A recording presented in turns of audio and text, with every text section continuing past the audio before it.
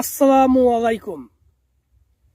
Iran এবং Israel যে যুদ্ধ হচ্ছে, আপনারা কি মনে করেন যে এই দুই দেশ শুধু শুধু যুদ্ধ হচ্ছে, এখানে কোনো হাত নেই, কারো হাত নেই? আমি বলবো অবশ্যই হাত আছে, স্বয়ং আল্লাহ তাআলার হাত আছে। কারণ কি জানেন, গাজার মুসলমানদের উপর যেইভাবে ইসরায়েল আক্রমণ করেছে, সেই হিসেবে একটি রাষ্ট্র হিসেবে মুসলিম বিশ্ব চুপ ছিল। ইরান গোপনে কাজ চালিয়েছিল, কিন্তু সেটা সাকসেস হয়নি।